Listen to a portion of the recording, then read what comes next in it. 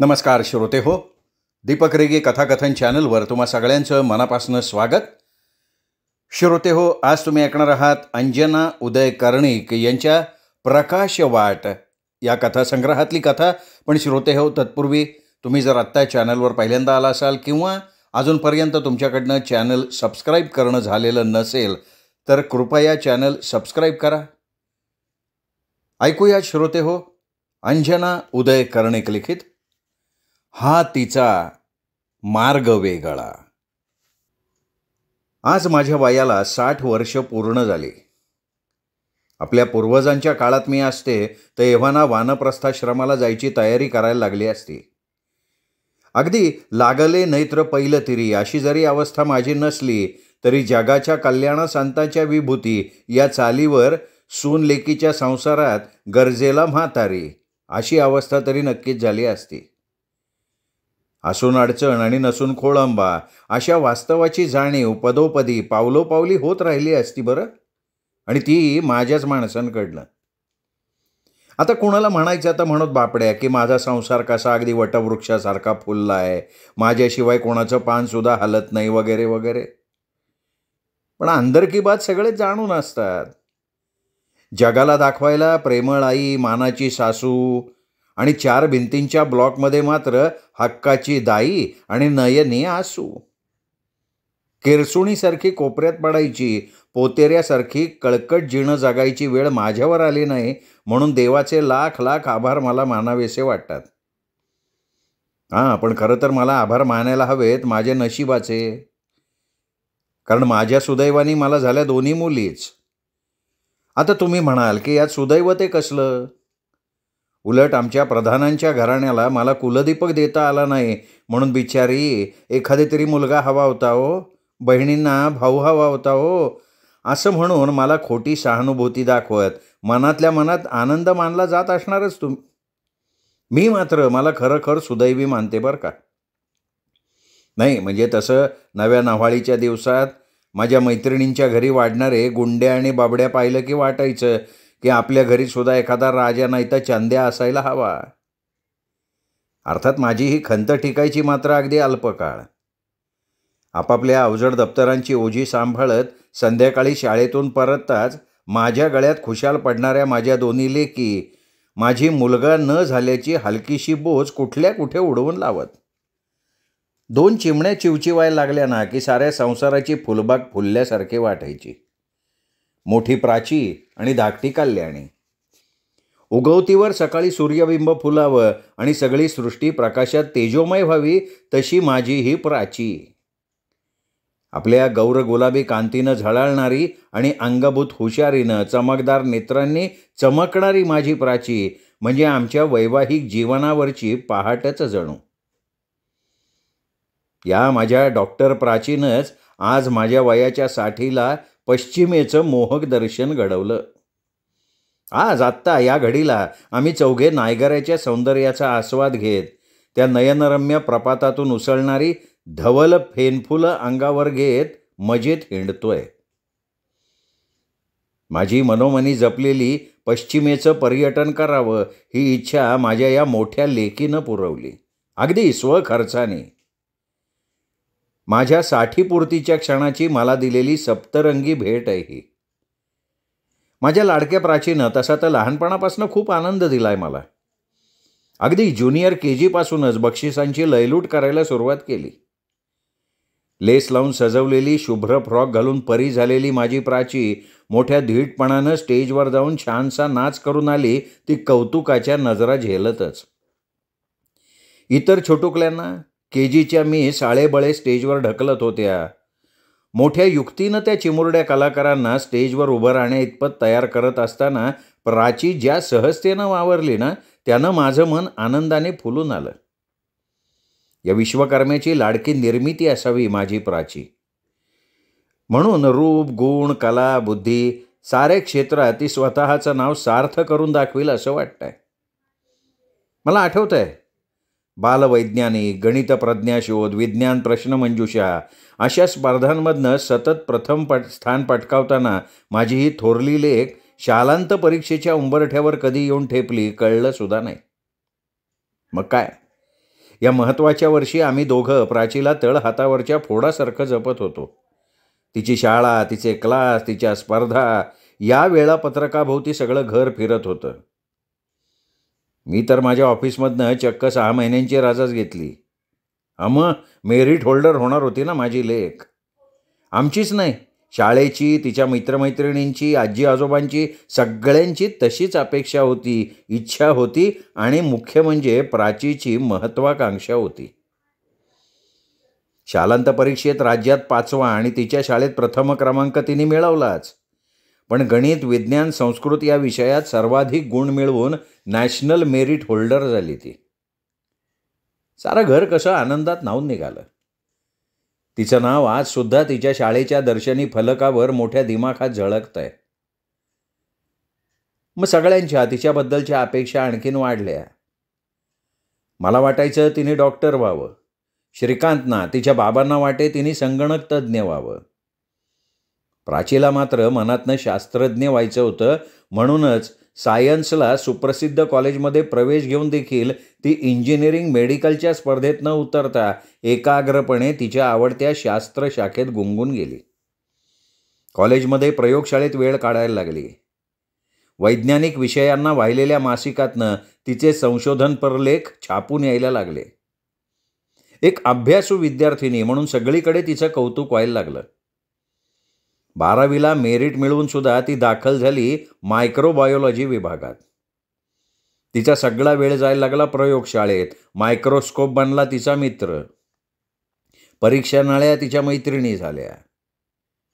याच अभ्यासू संशोधक वृत्तीतनं तिने झेप घेतली ती MScला विद्यापीठात प्रथम येऊन.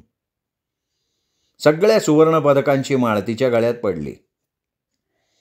तिचे फोटो वृत्तपत्रात झळकले ते केवळ एक अव्वल क्रमांकाने उत्तीर्ण झालेली विद्यार्थी म्हणून नाही, तर आघाडीची तरुण संशोधक म्हणून. प्राची तशी पहिल्यापासून सहृदयी. कुणाच्या वेदना, दुःख तिला सहन होत नव्हतं. तशातच तिच्या लाडक्या नानीचा म्हणजे आजीचा अंत कर्करोगाने झडप घातल्यानं झालेला. नानीचं ते शेवटचं वेदनामय आयुष्य, त्या अपार वेदनांशी त्यांनी दिलेला लढा, हे बघूनच प्राचीनं पूर्वीच आपलं क्षेत्र निवडलेलं होतं. कॅन्सरला कारणीभूत होणारे घटक, कॅन्सरग्रस्त पेशी आणि त्यांचं संशोधन हे ध्येय ठरवून प्राची दाखल झाली मुंबईच्या टाटा कॅन्सर हॉस्पिटलच्या रिसर्च विभागात. तिच्या संशोधनाला गती आली होती. पण तसंच तिचं वयही वाढत होतं. माझ्यातली आई आणि श्रीकांतमधले बाबा आम्हाला स्वस्थ बसू देईनात.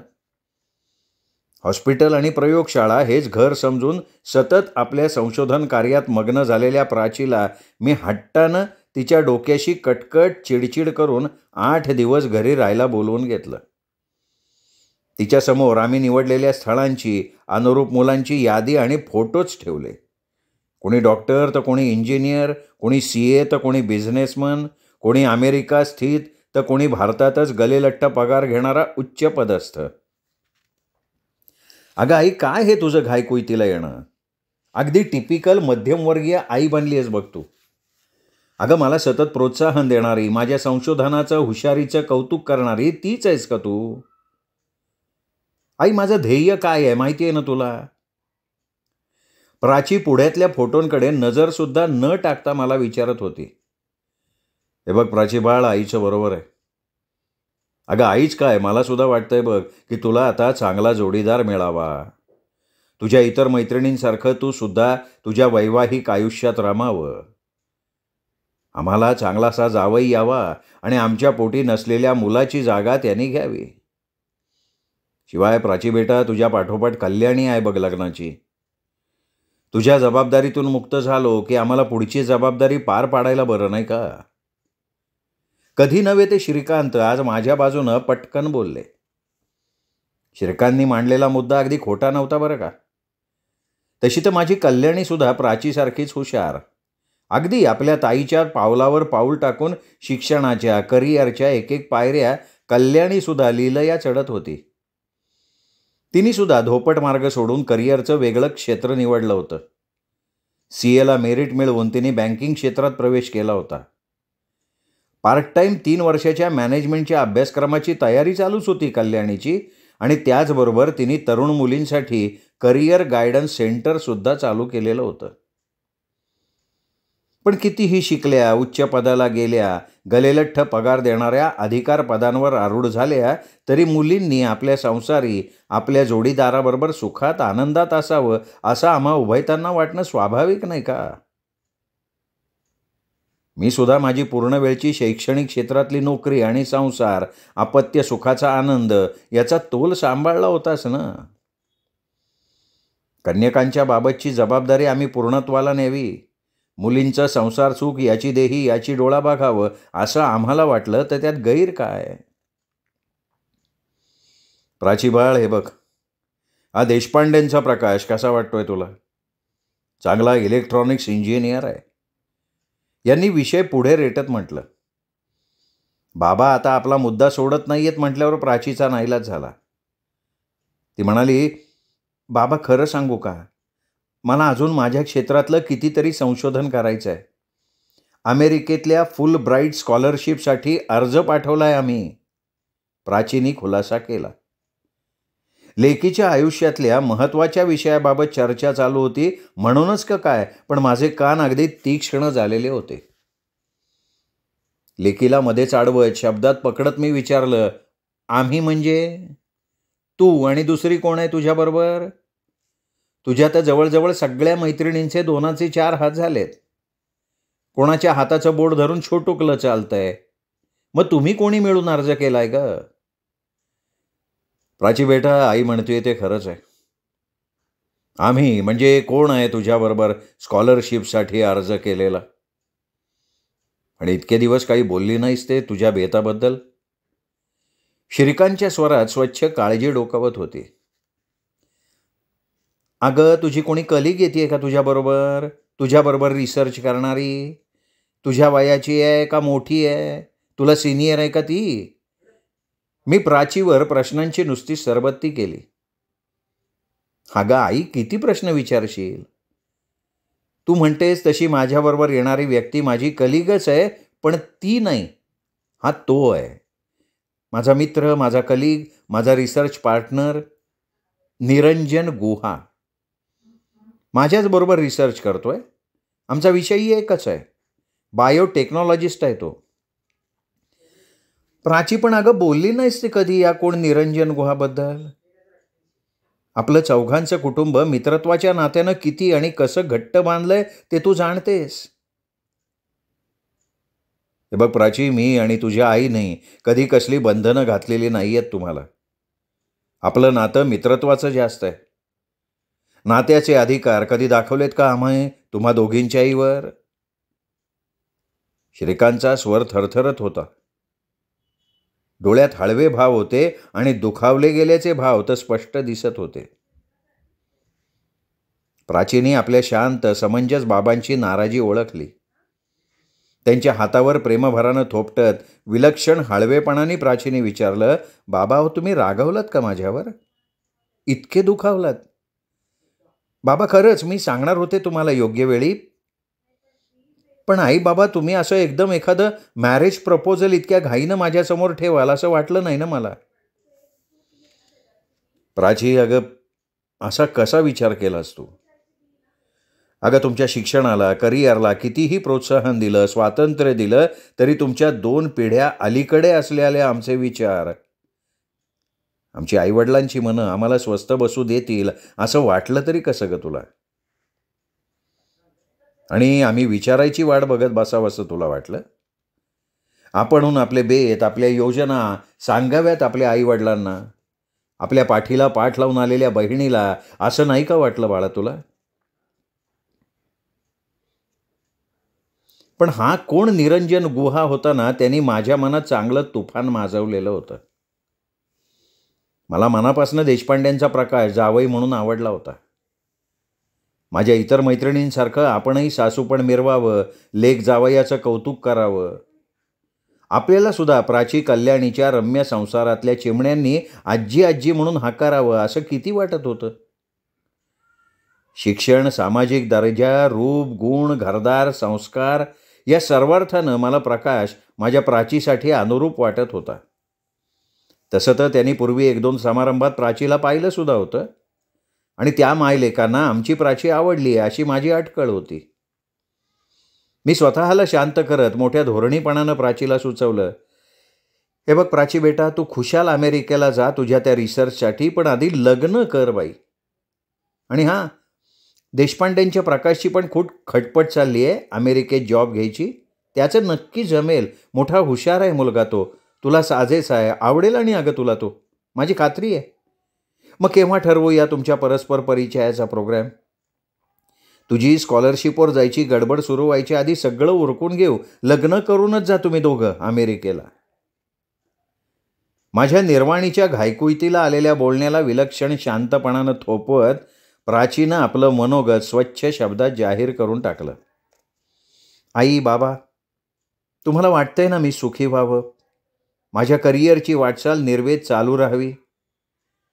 मग या माझ्या वाटचालीतला योग्य साथीदार मी निवडलाय. तोच माझा रिसर्च पार्टनर निरंजन गुहा. आम्ही दोघांनी लग्न करायचा निर्णय घेतलाय, ते सुद्धा रजिस्टर. उगाच तो डामडौल निरर्थक खर्च बडेजाव आम्हा दोघांनाही मान्य नाहीये. मी आणि श्रीकांत प्राचीचं सडेतोड बोलणं ऐकून क्षणभर सुन्न होऊन गेलो. कितीही प्रयत्न केला तरी प्राचीचा जोडीदार म्हणून कोण कुठला परप्रांतीय, न देखला न पाहिलेला, परक्या भाषेचा, परक्या संस्कारांचा तरुण मनाला पटेना, रुचेना.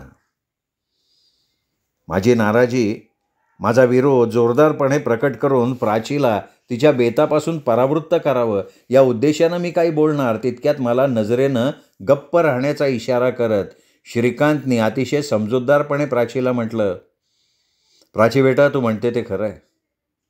तुझं सुख हेच आमचंही सुख. पण लक्षात घे बेटा, लग्न म्हणजे केवळ 2 तरुण मनांचं एकत्र येणं नव्हे. लग्न म्हणजे 2 कुटुंबांचं, अनेक नातेसंबंधांचं एकत्र येणं असतं. अशी एकत्र येणारी कुटुंब जर का एकाच संस्कृतीमधली, एकच समान भाषा, संस्कार, जात या धाग्यांनी गुंफली जाणार असतील तर ते लग्न जास्त सुखाचं होतं. दोन्ही कुटुंब फलतात, वाढतात, जवळ येतात. आणि म्हणूनच प्राची आम्हाला देशपांड्यांचा प्रकाश मनापासून आवडलाय. एरवी हरघडी बाबा बाबा म्हणून श्रीकांतच्या अवतीभोवती करणारी, आपल्या प्रत्येक निर्णयात बाबांना मनापासून सहभागी करून घेणारी प्राची आज मात्र कोणाचंच ऐकायला तयार नव्हती. बाबा, हो आता ते 2 कुटुंब एकत्र यायचे दिवस गेले. आता आंतरजातीय, आंतरप्रांतीयच नाही तर आंतरधर्मीय सुद्धा विवाह होत आहेत. पश्चिमेचा गोरापान युवक सावळ्या आशियाई युवतीशी विवाह करतोय हे बघतोय ना आपण. मग निरंजन गुहा भारतीय आहे. प्राचीनं जोरदार युक्तिवाद केला.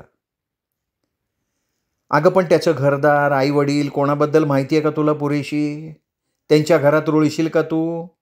भाषा परकी, रिवाज वेगळे, संस्कार वेगळे. मी प्राचीला समजवण्याचा प्रयत्न केला, पण प्रेमाच्या मोहमयी धुक्यानं लपेटलेली माझी प्राची जणू आमच्यापासनं हजारो योजने दूर गेलेली होती. आई, अगं इतकी शिकलीस, नोकरी केलीस, आर्थिक स्वातंत्र्य मिळवलंस, आम्हाला इतकं शिकवलंस, स्वातंत्र्य दिलंस, तरी तुझे विचार अजून जुनाट वळणाचेच राहिलेत की.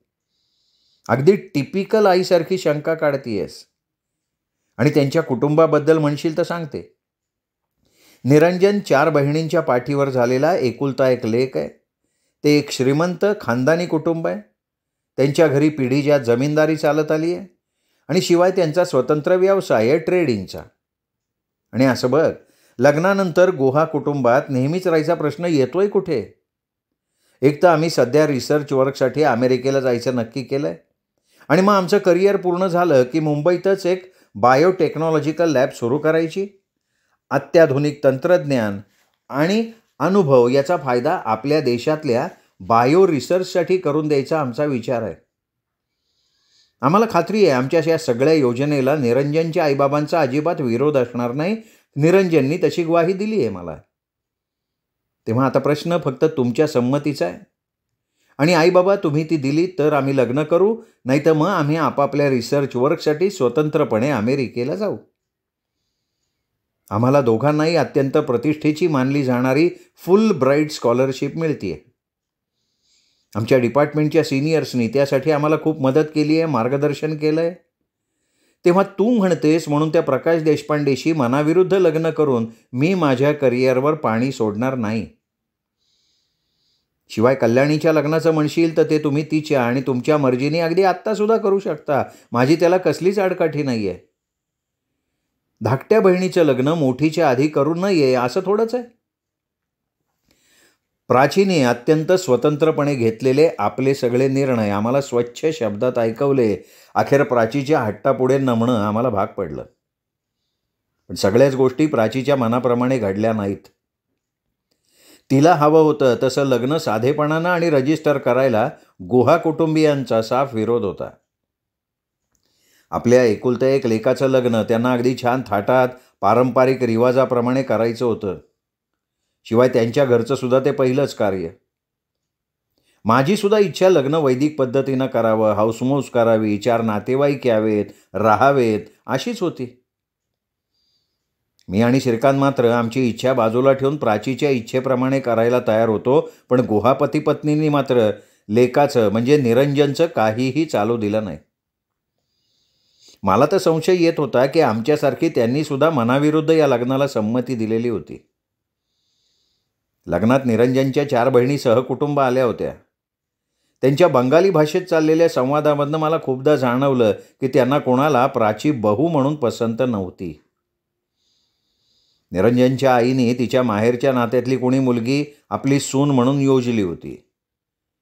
अर्थात त्यांना सुद्धा आमच्यासारखं त्यांच्या लेकाच्या हट्टापुढे नमावं लागलं होतं. प्राचीच्या सासूमाने हक्कानी सगळे विधी उपचार त्यांच्या पद्धतीप्रमाणे पार पाडून घेतले. एकमेकांशी मोडक्या तोडक्या हिंदीतून आणि इंग्रजीतून चाललेल्या संवादाच्या देवाणघेणीतून त्यांच्या बंगाली चालीरीती समजून घेताना आणि त्या पार पाडताना आमची चांगली तारंबळ उडत असल्याचं त्यांना जाणवत होतं. पण गुहा कुटुंबानं आपला हक्कच असल्याप्रमाणे सगळं यथासांग पार पाडून घेतलं. लग्नात आमच्या अपेक्षेपेक्षा तयारीपेक्षा भरमसाठ खर्च झाला. पण शेवटी लेकीच्या सुखासाठी सगळं सहन केलं. नाहीतरी आमची इस्टेट, आमची कमाई शेवटी आमच्या दोन्ही लेकींनाच मिळणार होती ना.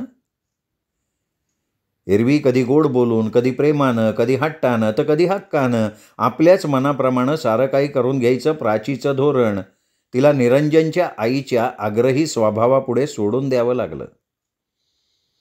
आणि गमतीची बाब म्हणजे निरंजनने आपल्या माच्या पुढे आपलं काही चालत नसल्याचं साफ सांगून वर आता बाबूजींनी त्यांच्या मनाविरुद्ध तुला बहू म्हणून स्वीकारलंय तर तू ही माचे हट्ट, हौस मौज याच्या आड येऊ नको हे नवरेपणाच्या हक्कानं बजावलं.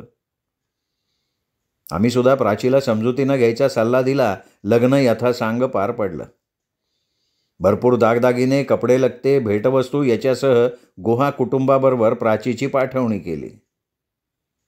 अर्थात लग्नानंतर गृहप्रवेशासाठी तिथे कलकत्त्याला होणाऱ्या जंगी स्वागत समारंभासाठी गुहा कुटुंबानं आम्हाला अगत्याचं आमंत्रण दिलं.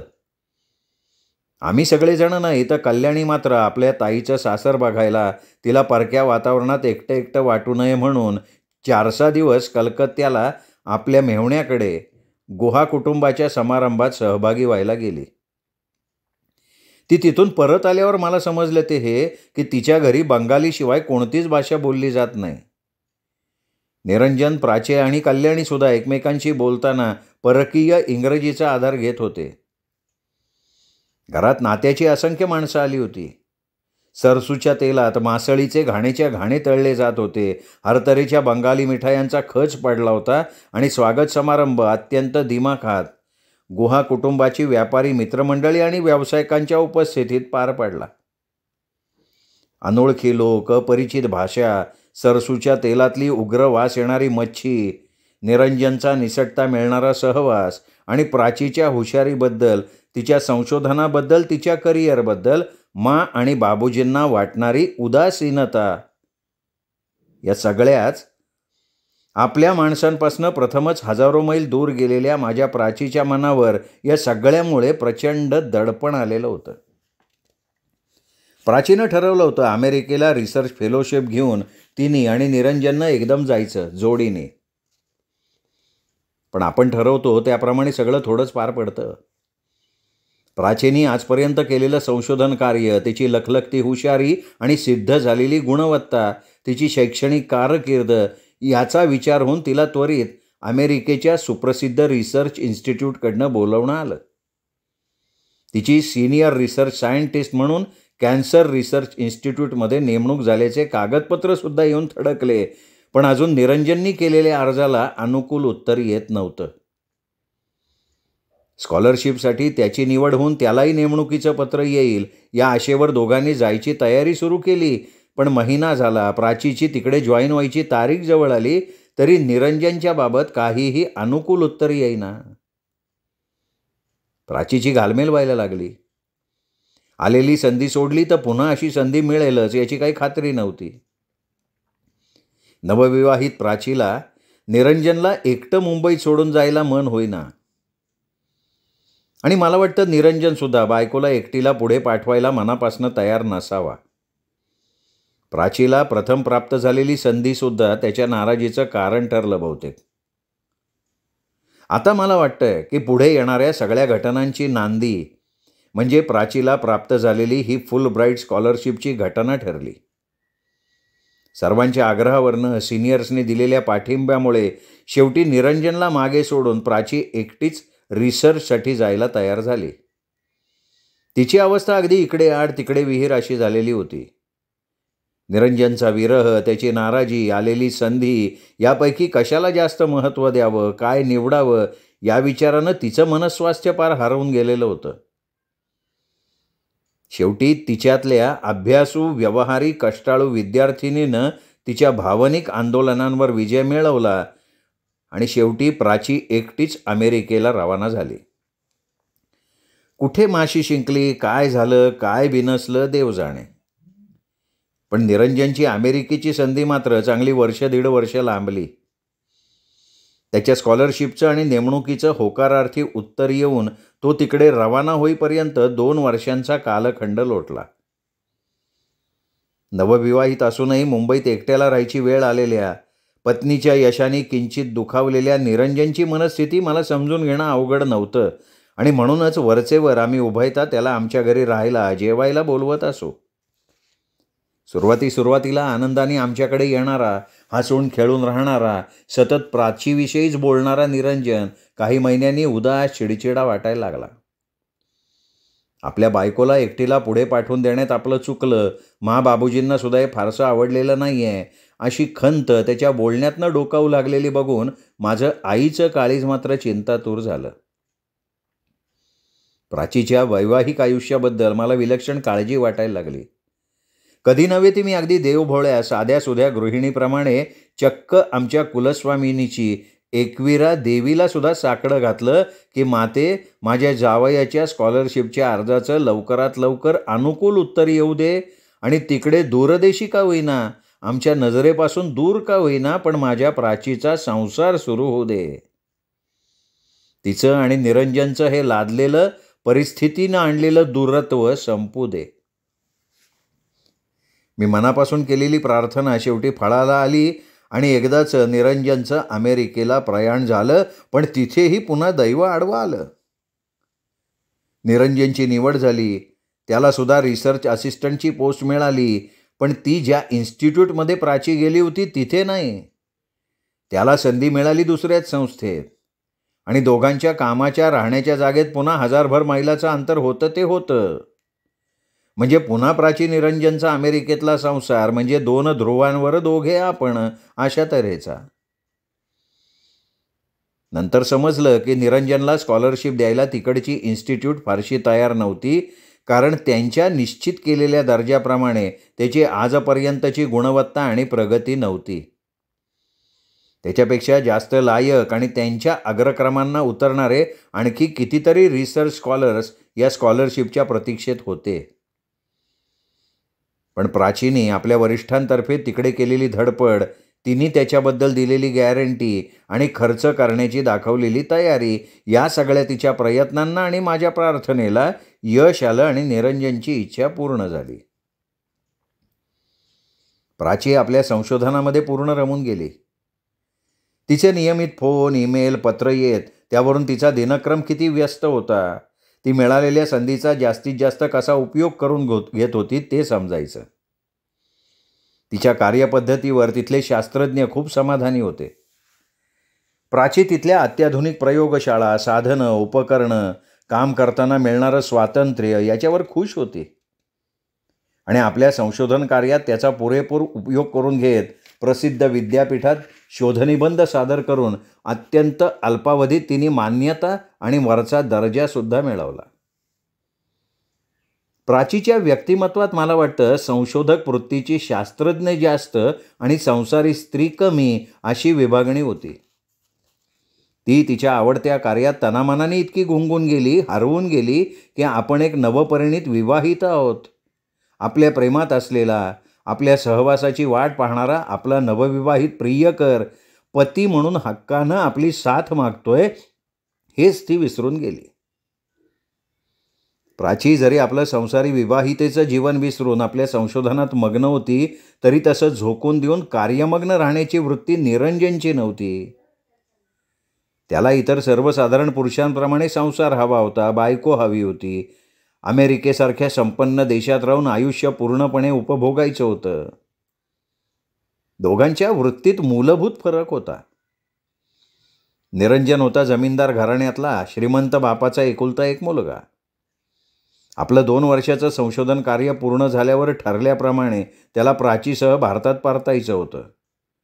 शिवाय दोघांनी मिळून परिपूर्ण अद्ययावत साधनांनी संपन्न अशी प्रयोगशाळा उभारायचं, दोघांनी सगळं आयुष्य संशोधन कार्याला वाहून घ्यायचं, हे सुद्धा त्याच्या लेखी एक वेडगळ स्वप्नरंजन होतं. त्याला कलकत्त्याच्या सुखासीन आयुष्याची आठवण व्हायला लागली. आता आपण अगदी थकलोय आणि आपला छान जम बसलेला ट्रेडिंग व्यवसाय आता निरंजननी ताब्यात घ्यावा आणि त्याचं पुत्र कर्तव्य पार पाडावं अशा आशयाची पत्र निरंजनला कलकत्त्याहून सतत रवाना व्हायला लागली. निरंजनच्या मा आणि बाबूजी यांनी आता त्यांच्या मुलांनी आणि बहूंनी भारतात येऊन घरगृहस्थी व्यवसाय सांभाळा म्हणून निरंजनवर दबाव आणायला सुरुवात केली. त्यालाही तेच हवं होतं. प्राचीचं खुलतं करिअर, तिची संशोधनात होत असलेली प्रगती निरंजनच्या अवस्थेतच नाराजीचं आणि प्रत्यक्ष बायकोबद्दलच्या असूयेचं कारण बनलं. त्याचं मन धुमसायला लागलं. या सगळ्या घडामोडी प्राचीने अर्थात आम्हाला कळवल्या नाहीत. किंबहुना तिच्या लेखी संसार, जोडीदार, त्याच्या इच्छा याचं फारसं महत्त्वच उरलेलं नसावं. तिला त्यातलं गांभीर्य जाणवलेलं नसावं आणि त्याचा व्हायचा तो परिणाम झाला. दोघांमध्ये 1000 मैलाचं अंतर होतंच. आता त्यांच्या मनातल्या सहजीवनाच्या भावनेमध्ये, त्यांच्यातल्या प्रेमामध्ये न साधणारा दुरावा निर्माण झाला. 4 वर्ष लोटली. मधल्या काळात प्राची एकदाही भारतात सुट्टीवर आली नाही. निरंजन मात्र 2 वर्षात 2 वेळा येऊन गेला. कलकत्त्याला राहून गेला. मुंबईत आपल्या रिसर्च इन्स्टिट्यूटमध्ये येऊन गेला. पण आमच्याकडे प्रत्यक्ष त्याच्या सासूरवाडीला, त्याच्या प्रिय प्राचीच्या माहेरी मात्र त्यांनी फोनवर चौकशी करायचा उपचार तेवढा पाळला. बाकी हकीकत काही कळली नाही. प्राचीचं संशोधन कार्य पूर्ण झालं. तिच्या संशोधनाला मान्यता मिळाली. वॉशिंग्टन इथे भरलेल्या आंतरराष्ट्रीय परिषदेत कॅन्सरग्रस्त पेशी आणि त्यांना प्रतिबंध करण्यास सहाय्यभूत होणारी प्राणीजन्य प्रथिनं यांचा परस्पर संबंध उलगडून दाखवणारा तिचा शोधनिबंध खूप गौरवास्पद ठरला. तिचं कौतुक करण्यासाठी त्यांच्या रिसर्च इन्स्टिट्यूटने एक जाहीर समारंभ ठेवला होता. तिचं कौतुक करायला, तिने केलेलं संशोधन पाहायला आणि त्या सोहळ्याचं सुख अनुभवायला आम्ही अमेरिकेला यावं अशी प्राचीची फार इच्छा होती. आम्हाला सुद्धा आमच्या हुशार लेकीचं कौतुक होतंच की. शिवाय आम्हाला तिच्या इन्स्टिट्यूटकडूनही तसं मानाचं बोलवणं आलं. आपल्या नुकत्याच निवृत्त झालेल्या बाबांना खर्च नको म्हणून लेकीने तिकडूनच विमानाची तिकीटंसुद्धा पाठवून दिली. मग आणखीन काय हवं? डॉक्टरेट मिळणार होती ना माझ्या लेकीला. सगळ्या कागदपत्रांची, पासपोर्ट, व्हिसा याची भराभरा पूर्तता केली आणि आम्ही उभयता समारंभाच्या आधी 4-6 दिवस अमेरिकेला जाऊन धडकलो. विमानतळावर न्यायला प्राची स्वतः आली होती. किती बदलली होती प्राची. तब्बल 4 वर्षांनी आम्ही तिला पाहत होतो. प्राची पूर्वीपेक्षा जास्त आकर्षक दिसत होती. तिला मिळालेल्या यशाचं तेज तिच्या पक्व वाटणाऱ्या चेहऱ्यावरनं ओसंडून वाहत होतं. विमानतळावरच्या सुरक्षा तपासणी, कस्टम चेकिंग इत्यादी सोपस्कारातून बाहेर पडेपर्यंत मला दम निघत नव्हता. बरोबर 4 वर्षांनी नजरेला पडणाऱ्या माझ्या यशस्विनी लेकीला मी घट्ट मिठी मारली.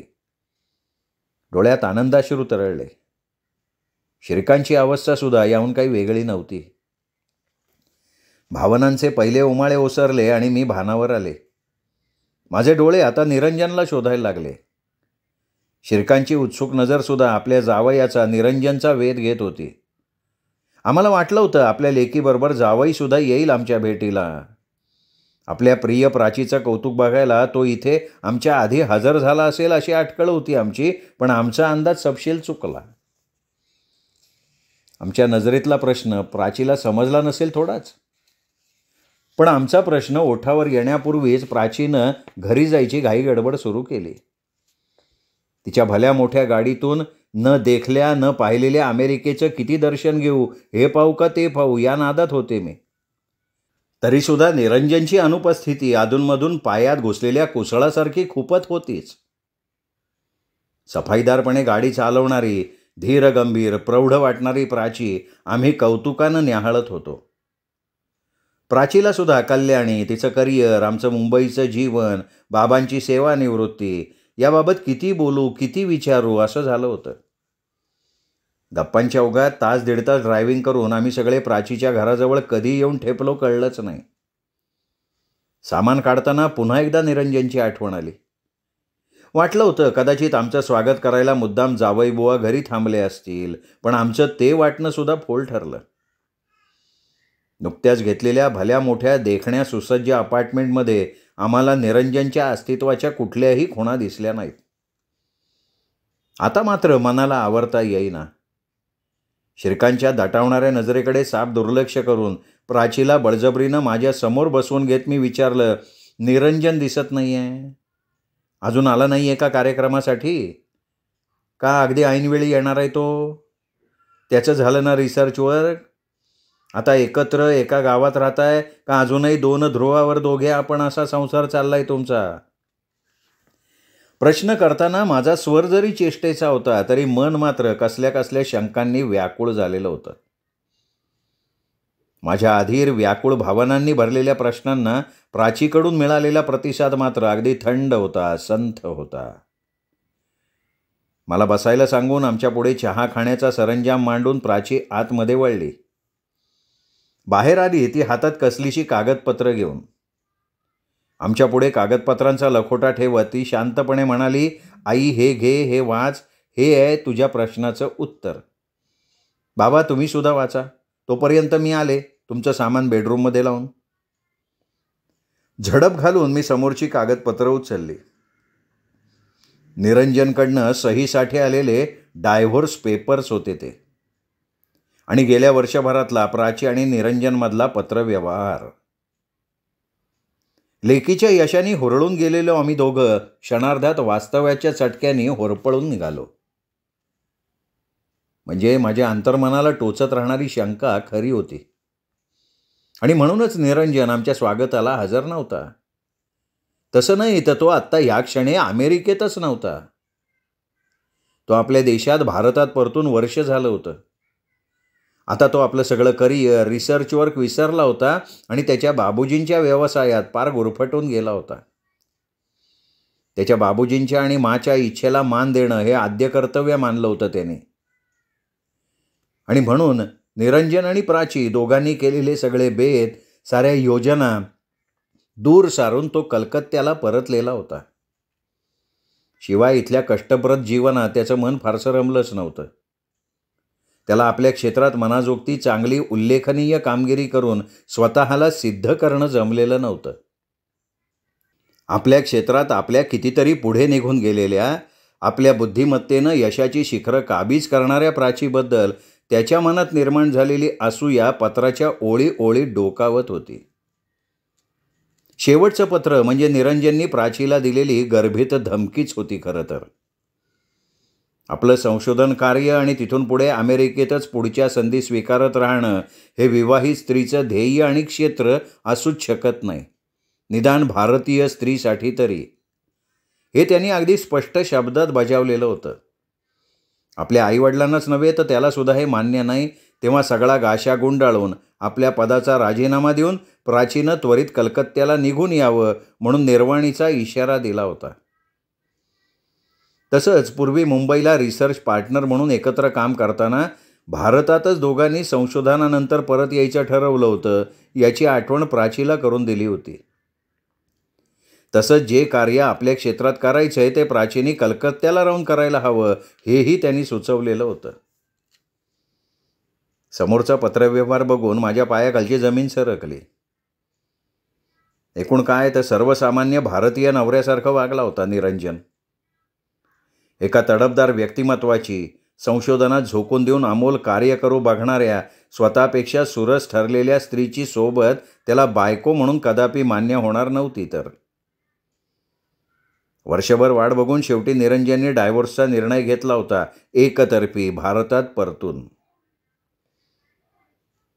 माझ्या चेहऱ्यावरचे बदलत जाणारे भाव, माझ्या हाताला सुटलेली थरथर, माझ्या डोळ्यात जमलेले अश्रू बघून श्रीकांतना काय घडलंय याची कल्पना आली. मुळातच शांत समंजस असणाऱ्या श्रीकांतने आपल्या आश्वासक स्पर्शाने, स्नेहल नजरेने मला शांत राहून मनावर ताबा ठेवायचं सुचवलं. पण कशी शांत राहणार मी? माझ्या लाडक्या लेकीच्या सुखालाच ग्रहण लागलं होतं. किती आनंदाने आम्ही तिचं यश बघायला, तिचा होणारा कौतुक सोहळा पाहायला आलो होतो. आणि समोर काय वाढून ठेवलं होतं? श्रीकांतनी सगळा पत्रव्यवहार डोळ्याखालनं घातला.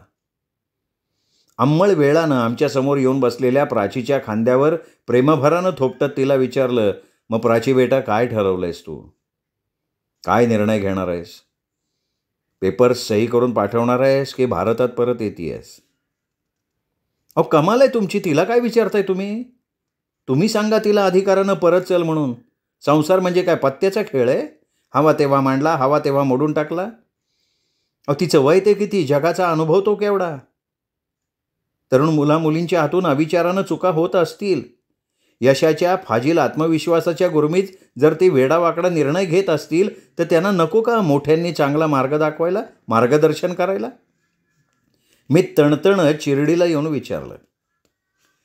आश्चर्यानं श्रीकांत आणि प्राची माझ्या अवताराकडे, रुद्रावताराकडे चकित नजरेनं बघत राहिले. हे बघ माधवी, तू शांत हो आधी. असं बघ, प्राची काही आता लहान नाही राहिली. शिवाय ती बेजबाबदारपणानं वागणारी मुलगी नाही आहे, हे तुला चांगलं ठाऊक आहे. आणि अनुभवाचं म्हणत असशील ना, तर तो ज्याचा त्यानी घ्यायचा असतो, त्यातूनच शिकायचं असतं. आलेले अनुभव भावनेच्या पातळीवर आणि व्यवहाराच्या कसोटीवर पारखून घ्यायचे असतात आणि शेवटी आपलं मन, आपला आतला आवाज सांगेल तसं वागायचं असतं. श्रीकांत मला समजवत म्हणाले. मग क्षणभर शांतता पसरली. मला मात्र ती स्मशान शांततेप्रमाणे भासली. त्या शांततेत प्राचीनं सोडलेला हलकासा निश्वाससुद्धा एखाद्या प्रतिध्वनीसारखा घुमणारा वाटला. अत्यंत मोकळ्या, शांत आणि संयत स्वरात प्राचीनं बोलायला सुरुवात केली. ती म्हणाली, बाबा थँक्यू. बाबा, मी तुमच्याकडनं याच आणि अशाच प्रतिक्रियेची अपेक्षा केली होती. माझं मन तुम्ही जाणलंत, मला माझा निर्णय घ्यायचं पूर्ण स्वातंत्र्य दिलं, याबद्दल मी तुमची मनापासनं ऋणी आहे. आई, तूही समजून घे ना गं. लहानपणापासनं तुम्ही आम्हा दोघा बहिणींना स्वतंत्र व्यक्तिमत्व असलेल्या व्यक्ती म्हणून वाढवलं. वेळोवेळी आमचा सर्व प्रकारे विकास होण्यासाठी प्रोत्साहन दिलं. आचाराचं, विचाराचं स्वातंत्र्य दिलं. इतर रूढीप्रिय पालकांप्रमाणे आमच्यावर कुठलेही निर्णय लादले नाहीत. आणि आई, तू तर नेहमी म्हणायचीस ना गं की आपल्या मनाला, आपल्या विवेकबुद्धीला जागून निर्णय घ्या. म्हणूनच आई, बाबा, मी विचारपूर्वक निर्णय घेतलाय की निरंजनकडे डायव्होर्स पेपर सही करून पाठवायचे, त्याला या विवाह बंधनातनं मोकळं करायचं. खुशाल त्याला त्याच्या माच्या इच्छेप्रमाणे त्यांनी निवडलेल्या मुलीशी पुनर्विवाह करू दे. त्याच्या बाबूजींचा व्यवसाय सांभाळू दे. निदान त्याचं तरी कुटुंब सुखी होईल. अगं मग प्राची बेटा, तू काय अशी जन्मभर एकटी राहणार का? आमच्यापासून, आपल्या माणसांपासनं, आपल्या देशापासनं अशी दूर एकाकी जीवन काढणार का तू? मी कळवळून विचारलं. किती झालं तरी आईचं म्हणणं माझं. अगं आई, एकटी आणि एकाकी का म्हणून? माझा जॉब जबाबदारीचा आहे. कॅन्सरवरचे उपचार आणि प्रतिबंध यासाठी सगळ्या प्रकारचं संशोधन आणि प्रयोग करायला मिळतील अशा प्रयोगशाळेत मला आज चांगला हुद्दा मिळतोय. डॉक्टरेट मिळतीये. शिवाय योग्य वेळ येताच मी भारतात परतून माझं पूर्वी ठरवलेलं ध्येय पूर्ण करणारच आहे. आणि आई, सुख सुख म्हणजे तरी काय ग? मन मारून आपल्या सगळ्या इच्छा, आकांक्षा, आवड निवड यांना मनाच्या तळाशी दाबून ठेवायचं आणि छान छान कपडे घालून, खोटं हसून, दागदागिन्यांनी मढून सहचराला आणि त्याच्या माणसांना खुश ठेवायचं म्हणजे सुख का ग? हे असं वागणं म्हणजे संसार का ग? तुला वाटतंय का आई, मी मला स्वतःला संपवून टाकावं आणि सुखी असल्याचं नाटक करत जागावं? प्राचीनी कळवळून विचारलेल्या प्रश्नांनी मी भानावर आले. वाटलं खरंच किती विचारी आहे आपली लेक. तिने घेतलेला निर्णय मला पटला. आम्ही दोघांनी मनापासून तिच्या निर्णयाला साथ द्यायचं ठरवलं. गढुळलेलं वातावरण क्षणात निवळलं. दुःखाचे, उद्वेगाचे ढग विरून गेले. आम्ही मोकळ्या मनाने प्राचीच्या कौतुक सोहळ्यात रंगून गेलं. आज हे सगळं आठवताना मनात रुखरुख नाहीये, खेद नाहीये, दुःख नाहीये. घडलेल्या घटनेवर काळाचा पडदा पाडला. यथावकाश मी निवृत्त झाले. धाकटी कल्याणी मात्र स्वतःचं करिअर आणि घर संसार याचा छान तोल सांभाळत आनंदात आहे. आज माझ्या वयाच्या साठीला मी माझ्या लाडक्या लेकीच्या बरोबर, माझ्या जोडीदाराबरोबर नायगारा नजरेत साठवत पर्यटनाची मौज चाकतीये. हां, आणखीन एक समाधानाची गोष्ट म्हणजे आता आमची डॉक्टर प्राची थोड्याच दिवसात भारतात परतही येते. बंगलोरच्या सुप्रसिद्ध व्हायरॉलॉजिकल इन्स्टिट्यूटची डायरेक्टर म्हणून. एक नवी पहाट उगवणार आहे माझ्या प्राचीच्या आयुष्यात. तिच्या संशोधनाचं, कष्टाचं, त्यागाचं आणि हो, तिने निवडलेल्या तिच्या निर्णयाचं मोलाचं फळ तिला मिळणार आहे. न जाणो माझ्या डॉक्टर प्राचीच्या आयुष्यातही सुवर्ण किरणं घेऊन कोणी प्रकटेल नव्या अरुणोदयासह. श्रोते हो, तुम्ही ऐकत होतात अंजना उदय कर्णिक यांच्या लेखणीतनं साकारलेली कथा हा तिचा मार्ग वेगळा. कथा तुम्हाला नक्की आवडली असेल. हा व्हिडिओ लाईक करा, हाईप करा. ही कथा आपल्या मित्रपरिवारात, नातेवाईकात, सर्व कथाप्रेमींमध्ये जरूर जरूर शेअर करा. आणि मुख्य म्हणजे कायम भेटत राहा दीपक रेगे कथाकथन चॅनलवर उत्तमोत्तम कथा आणि कादंबरी ऐकण्यासाठी. भेटत राहूयात. नमस्कार श्रोते हो.